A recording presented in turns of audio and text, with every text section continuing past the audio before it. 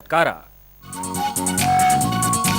है खट्टी मीठी जिंदगी में खट्टे मीठे रंग सतमोला कच्चे आम के संग। ए कुछ करना जब छाए इसका जादू हर दिल गुनगुनाए। हाँ सबको लगता प्यारा सतमोला कच्चे आम का चटकारा। सतमोला कच्चा आम सबको लगे प्यारा कच्चे आम का चटकारा। जितना जी में आए खा बस खाते ही खाते जाओ। भिंडी की क्या बात है जब सतमोला साथ है। टेस्ट है इसका सबसे निराला हर दिल पर जादू कर डाला। स्वाद स्वाद में छप्पर खाया सतमोला ने खूब मचाया। हमेशा डरता है क्या सतमोला।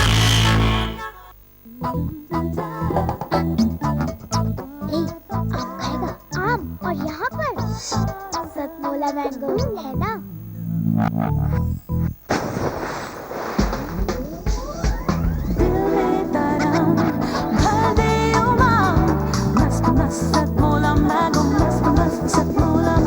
आम का जूस गोली में जूस।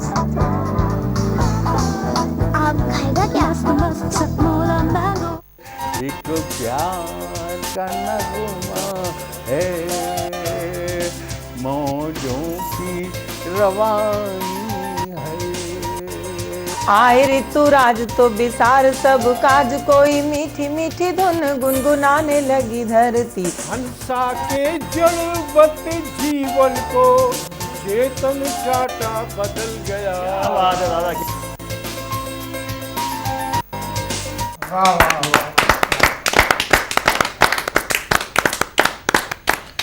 गीत, गज़ल और कविता की बेहद खूबसूरत महफिल सतमोला कवियों की चौपाल में मैं विवेक गौतम अपने सभी दर्शकों का बहुत बहुत स्वागत करता हूं, अभिनंदन करता हूं, इस्तकबाल करता हूं। हमारी गीत गज़ल की महफिल सजी हुई है। हास्य व्यंग के देश के सर्वोच्च रचनाकार हमारे साथ हैं। मैं आप सबका परिचय अपने साथी साहित्यकारों से करवा दूँ, कवियों से करवा दूँ। मेरे बिल्कुल बाईं तरफ बैठे हैं दिल्ली के जाने माने रचनाकार राकेश सोनी और बहुत अच्छी हास्य व्यंग की कविताएँ करते हैं। उनके बराबर में बैठे हैं दीपक चार्ली। दीपक चार्ली बहुत अच्छे हास्य व्यंग के रचनाकार हैं, उनकी किताब भी प्रकाशित हुई है। और मेरे दाईं तरफ बैठे हैं परम श्रद्धेय आदरणीय, जिन्हें लोग बहुत बड़ा स्थान देते हैं, हास्य व्यंग के पुरोधा हम उन्हें कह सकते हैं। उनका नाम है अल्हड़ बीकानेरी और उनके साथ बैठे हैं भाई ज्ञानचंद मर्मज्ञ जो बेंगलोर से हमारे मध्य हैं। मैं आप सबकी ओर से और अपनी ओर से अपने साथी कवियों का बहुत बहुत स्वागत करता हूँ और लिए चलता हूँ आपको कविता की इस महफिल में, जिसमें दीपक चार्ली अपनी हास्य व्यंग की रचनाओं से आपको गुदगुदाएंगे, हंसाएंगे। तो जोरदार तालियों से आप स्वागत करें दीपक चार्ली। दादा आशीर्वाद चाहता हूँ जी, स्वागत है। देखिए, हम कवि लोगों के जो घर मेहमान आते हैं वो भी एक अजीब टाइप के मेहमान आते हैं, तो मेहमानों का जिक्र मैं कर रहा हूँ। हाँ बिल्कुल, अजीब टाइप के आए तो कोई बात नहीं, गरीब टाइप के नहीं आने चाहिए। कि एक रात हमारे घर दो मेहमान ठहरे, एक थे कुछ अंधे एक थे कुछ बहरे। क्या बात है, क्या बात है। एक रात हमारे घर दो मेहमान ठहरे, एक थे कुछ अंधे एक थे कुछ बहरे। रात के करीब 8 बजे थे, घर के सभी लोग जगे थे। मेहमान हमारे पिताजी से बोले, बाबूजी इधर आइए, अगर घर में टीवी हो तो मनोरंजन करवाइए। बाबूजी बोले, साहब टीवी तो नहीं है। मेहमान मुझे एकांत में टहलता हुआ देखकर बोले, ये आपके बेटे दीपक चार्ली को कुछ चक्कर समझ में नहीं आता है, ये कभी इधर की जाता है। क्या बात। पिताजी बोले, साहब इसका रोग तो हमारी समझ में नहीं आता है, मुरादाबाद के जाने माने डॉक्टर को दिखा दिया है, सभी ने इसे साहब पागल बता दिया है। क्या बात है, क्या बात है। हमारी तो साहब इसे समझाते समझाते नाक में दम है। अजी ये क्या किसी टीवी से कम है? क्या बात है। अभी आपको इसको आपके पास बुलवाते हैं, आपका मनोरंजन करवाते हैं। बाबूजी बोले, अरे बेटा दीपक चार्ली जरा इधर आ। हम मेहमानों के पास पहुंचे। अरे दीपक चार्ली इधर आ। हम जाकर पिताजी के पास बैठ गए। पिताजी ने कान पकड़ा और बोले, मेहमानों से कान को ऐंठ कर अब आप DD1 देखिए शांति के साथ बैठकर। क्या बात है, क्या बात है। पिताजी ने कान पकड़ा और बोले, मेहमानों से कान को ऐंठ कर अब आप DD1 देखिए शांति के साथ बैठकर। मेहमान बोले, DD1 वाले तो उल्लू बनाते हैं, इस चैनल पर कोई खास प्रोग्राम नहीं आते हैं। क्या बात है। पिताजी कान को घुमाकर बोले, लो हम DD2 लगाते हैं। मेहमान फिर कहने लगे, DD2 भी अब जा रहा है। हमें तो DD3 दिखाई इस समय, उस पर क्या आ रहा है। जिसे कुछ कम चमकता था वो हमारी माँ से बोला, माँ जी इधर आओ, इनसे जाकर कहो कि DD3 की भी तस्वीर निकला रही है। क्या बात है। बेहरा बोला, मुझे चैनल से कुछ आवाज भी कम आ रही है, कृपया इसके पास जाइए, हो सके तो इसकी आवाज बढ़वाइए। माँ पिताजी कान पर जाकर बोली, जी सुनते हो, ये चैनल नहीं पकड़ लिया तो कोई और चैनल लगा दो। बहरे मियाँ कह रहे हैं थोड़ी सी इसकी आवाज बढ़ा दो। बहरे मियाँ कह रहे हैं थोड़ी सी इसकी आवाज बढ़ा दो। क्या बात है। पिताजी ने कान और घुमाया, मगर मेहमानों को मजा नहीं आया। मेहमान अंत में बोले, भाई आधुनिक युग है, आपने डिश क्यों नहीं लगवाई। क्या बात है। मेहमान अंत में बोले, भाई आधुनिक युग है, आपने डिश क्यों नहीं लगवाई। अगर डिश लगवा लेते तो आपके टीवी में और चैनल बढ़ जाते।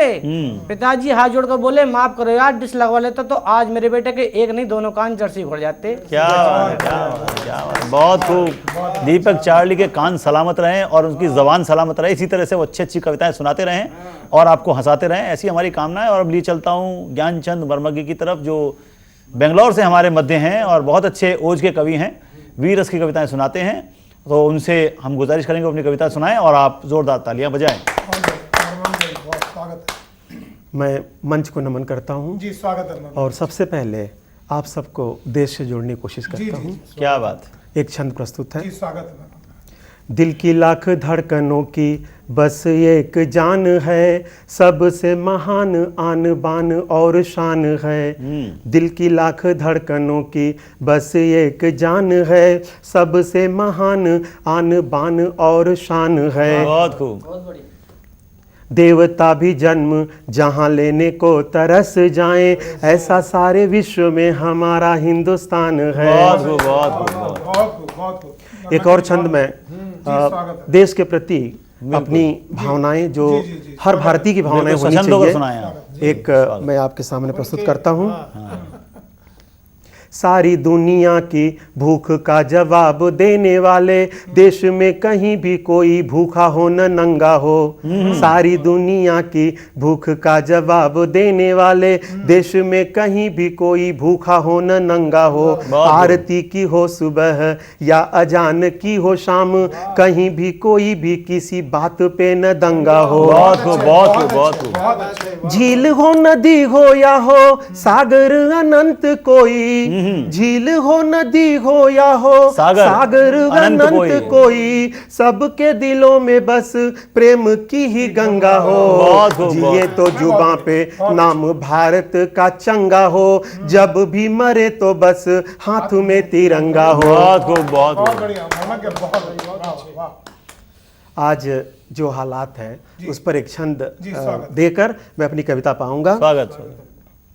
करते करते प्रतीक्षा पिया की, करते करते प्रतीक्षा पिया की, जंगलों में सिया गड़ गई है। जंगलों में सिया गड़ गई, के बाण कम पड़ गए हैं, रावणों की उम्र बढ़ गई है। बहुत खूब, बहुत खूब, बहुत। धन्यवाद। मैं अपनी कविता तक आपको लेके चलता हूँ। स्वागत। मित्रों, जब समय ठहर जाता है वहीं से मेरी कविता शुरू होती है। बहुत खूब।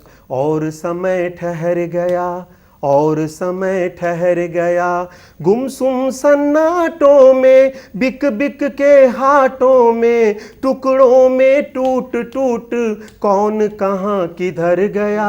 और समय ठहर गया, और समय ठहर गया। छंद देखिए। स्वागत। जहरीले नागों से आबाद होती है, कैसी ये बस्ती है अजगर सजोती है।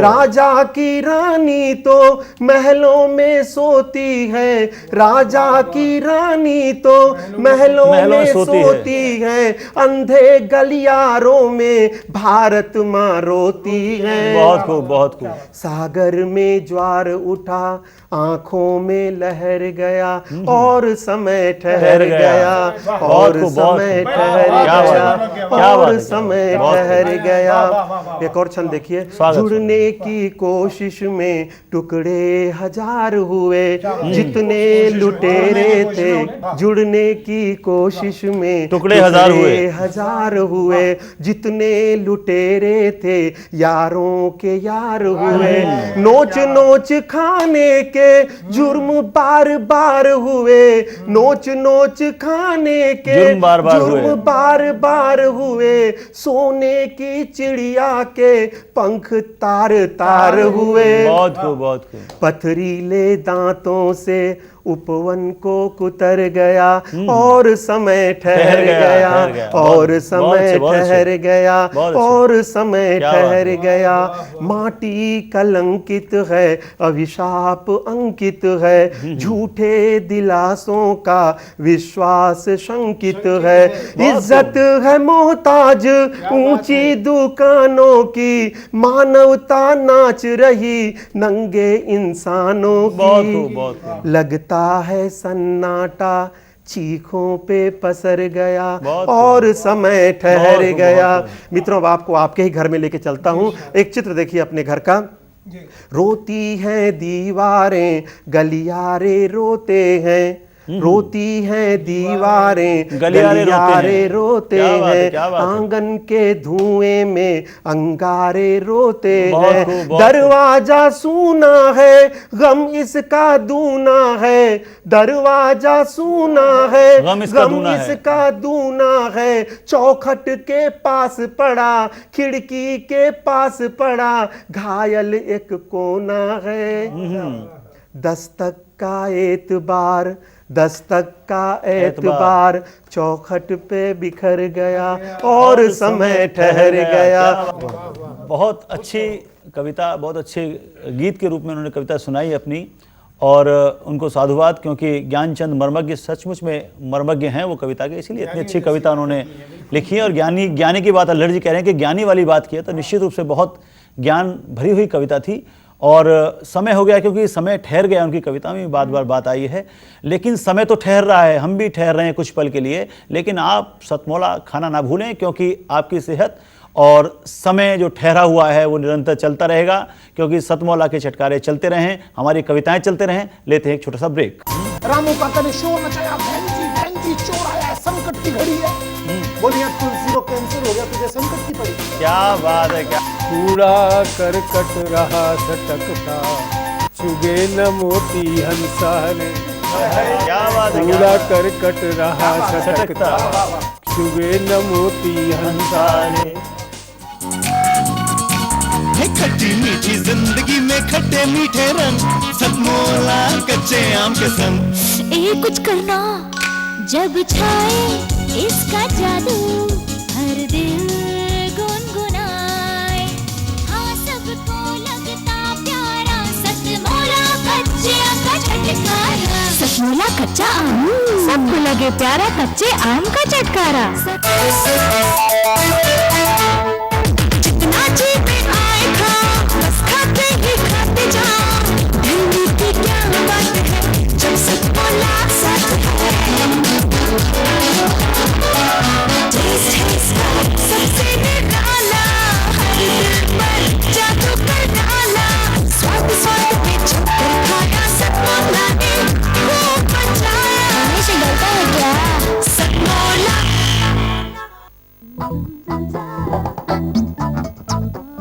आम खाएगा, आम, और यहाँ पर सतमौला मैंगो है ना।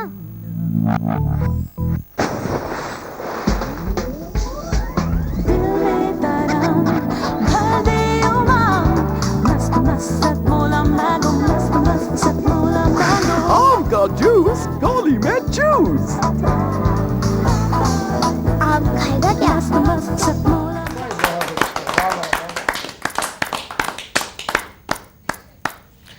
ब्रेक के बाद कविता की इस महफिल में, गीत गज़ल की इस महफिल में, हास्य व्यंग की इस महफिल में, जिसका नाम है सतमौला कवियों की चौपाल, मैं विवेक गौतम एक बार फिर अपने दर्शकों का स्वागत करता हूं, अभिनंदन करता हूं और लिए चलता हूं उस रचनाकार की तरफ जिसका नाम है राकेश सोनी। और बड़ी सोनी बड़ी प्यारी बड़ी अच्छी कविताएं सुनाते हैं।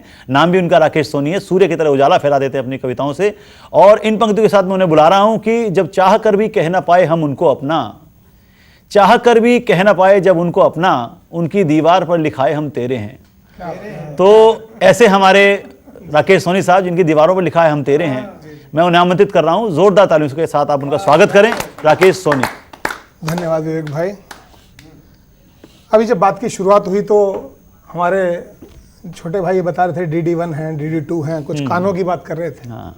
लेकिन सत्य है कि आज आप कभी भी कोई भी चैनल खोलो, बात सास बहू पे आके टिक जाती है। लेकिन मेरी दीदी 4 थी, इनके DD1 और DD2 ही रही हैं। तो बात चल रही थी सास बहू की, और बड़ा अजीब सा दृश्य उस समय होता है कि वो 4 पीढ़ियां एक साथ खड़ी होती हैं, लेकिन ये पता नहीं चलता इनमें से सास कौन है, उसकी बहू कौन है, उसकी बहू कौन है और उसकी पुत्रवधू कौन है। सत्यवचन, सत्यवचन। तो मैंने वहीं से कुछ बात पकड़ी। आप आनंद ले कविता का स्वागत। कि सास बहू के सीरियल भी महान हैं। सास बहू के सीरियल भी महान हैं। टेक्निकल फॉल्ट ये है दादा कि सासे बहुओं से ज्यादा जवान है। क्या बात है, क्या बात है, क्या बात है। ये सीरियल हम पतियों को छलते हैं, समय पे खाना नहीं मिलता, पत्नियों को फैशन के ट्रेंड पता चलते हैं। क्या बात है। इंतहा तब हो गई, पिछले दिनों घर में चोर आया। रामू काका ने शोर मचाया, बहन जी चोर आया है, संकट की घड़ी है। बोलिए तुलसी को कैंसर हो गया, तुझे संकट की पड़ी है। क्या बात है, क्या बात है, क्या बात है। बोले तुलसी को कैंसर हो गया, तुझे संकट की पड़ी है।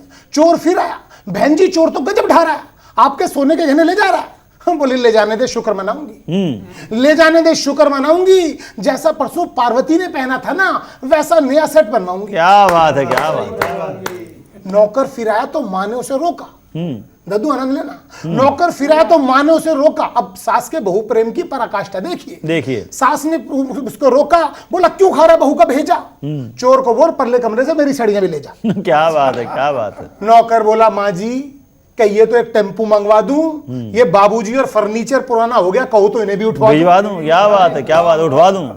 और मित्रों ये तो था घर वालों का हाल। चोर भी अजब था, गजब था। तुलसी को कैंसर सुनते ही पट्टे का पूरा बदन ऐंठ गया।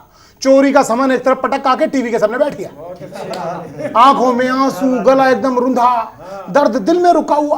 बोले माँ जी ये तुलसी को कैंसर कैसे हुआ। क्या बात है। बोली सारा भाई की बहू की तरह पच मत कर, चोरी करनी है कर ले, डिस्टर्ब मत कर। क्या बात है, क्या बात है, क्या बात। अच्छा लेडीज टीवी देखती कैसे हैं? आनंद लीजिएगा। आंखें टीवी में गड़ाए, कमर पलंग से सटाए। क्या बात है। बिना पलक झपकाए मेरी बीवी माँ से फरमाए, माँ जी 100 नंबर घुमाऊं, पुलिस को बुलाऊं, आप कहो तो जाऊं। क्या बात है। माँ मेरी बोली बिना पलक झपकाए बोली बैठ, कमर्शियल ब्रेक आने ही वाला है।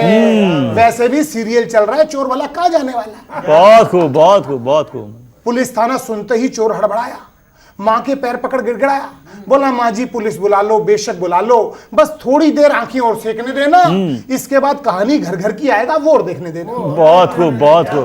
भाई चोर भी बड़ा रसिक है, वाह वाह। इतना सुनते मेरी पत्नी धम से बैठ गई। बोले चोर भैया बैठो, अब आए हो तो खाना खा के ही जाना और पिछले एपिसोड की कहानी सुना के जाना। हमारी तो कल किस्मत ही चली गई, एपिसोड से ठीक पहले लाइट चली गई। क्या बात है, क्या। और मित्रों मैं जब घर आया, रामू काका घर के बाहर बैठे सिर धुन रहे थे, अंदर पत्नी और माँ चोर से पिछले एपिसोड की कहानी सुन रहे थे। मैं फड़का कमरे में आके कड़का, माँ जी ये तो चोर है, भेजिए पुलिस थाना। माँ बोली छोड़ थाना वाला। हाँ बेटा चोर तू कहानी सुना ना। क्या बात है, क्या बात है। मित्रों आलम था, चोर मेरे सामने बैठा कचौड़ियां तोड़ता रहा, मैं अपना सिर धुनता रहा। पत्नी और माँ के आगे एक न चली, मैं भी पिछले एपिसोड की कहानी सुनता। क्या बात है, क्या बात है, क्या बात। ये सब तो सह गया, पर ठगा सा रह गया जब चोर ने बोला माँ जी मुझे कोई गम नहीं है, मैंने आपका घर नहीं लूटा, बस अच्छा ये हुआ कि आज का एपिसोड नहीं छूटा। क्या बात है, क्या बात। आपकी आप बगत भूल नहीं पाऊंगा और अगली बार इस मोहल्ले में चोरी करने नहीं आऊंगा। इस मोहल्ले में चोरी क्या कहने राकेश सोनी साहब की बेहतरीन कविता और आज के हालात पर बहुत ज़बरदस्त व्यंग।